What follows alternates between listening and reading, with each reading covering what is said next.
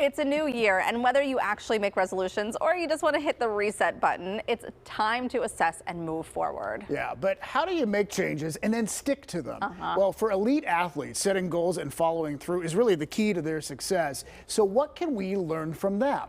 Let's bring in Dr. Amy Kimball for some help. She's a sports psychology and mental training consultant. She's worked with the Pittsburgh Pens during 2 Stanley Cup championships. Yeah, she's also helped the Steelers to analyze potential draft picks. So thank you so much for joining us, Amy. And first off, what's the most important thing? If you want to start a new habit and you really want to stick to it, what would you tell people? I think number one, it has to be meaningful to you. I think people set too many goals based on what they feel they should do, as opposed to what they really want to do. So if you're setting goals, setting New Year's resolutions, it has to, at some level, be meaningful to you. It'll make it easier to stick with it. So what do you tell some of the athletes, because you've worked with so many pros, they know what they want. It's personal for them. They want to succeed. They want to do well in whatever they're doing. So how do you teach them to stay motivated? Because maybe we can learn too. A lot of times they're very motivated as it is because they have that inner drive and that competitiveness to get to the top.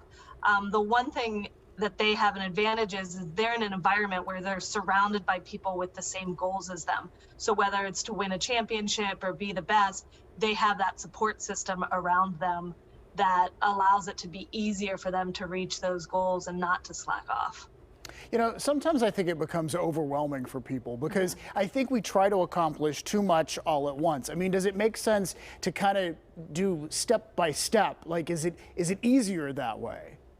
Oh, absolutely. Because it can be very overwhelming if you have goals that are for the end of the year and we just started the year. It's a lot easier to slack off. So if you have a goal to lose weight and somebody's birthday is coming up, it's very easy to say, oh, I can eat this piece of cake because my goal is to lose X amount of pounds in 3 months. Whereas if you set weekly goals that will help you get to that longer term goal, you realize that that one piece of cake can really set you back for that weekly goal. So the smaller goals, more manageable goals, are a lot easier to achieve, and it's harder to make excuses as well.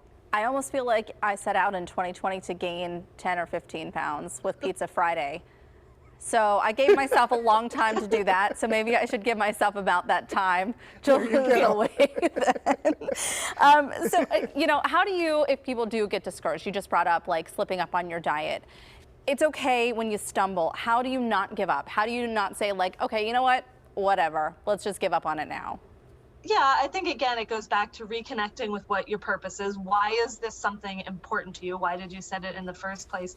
And then making sure that your goals are realistic, because sometimes when we slip up, it's either because we didn't commit, which means we weren't really connected to the purpose, or because it was too hard for us. So making sure it's something that's doable and making sure that you set the environment so it is easier. So if you see the candy on the counter or leftover Christmas cookies, it's a lot easier to steal one of those. Whereas if you create that environment, it makes it much more difficult to kind of cheat on some of those things.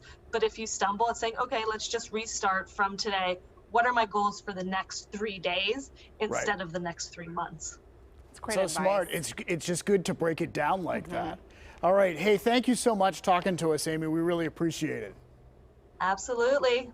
Happy New Year to you. All right, and Dr. Amy Kimball of Capex Consulting, thank you so much for joining us, as always. And we have a link to Dr. Kimball's website at our website, PittsburghTodayLive.com.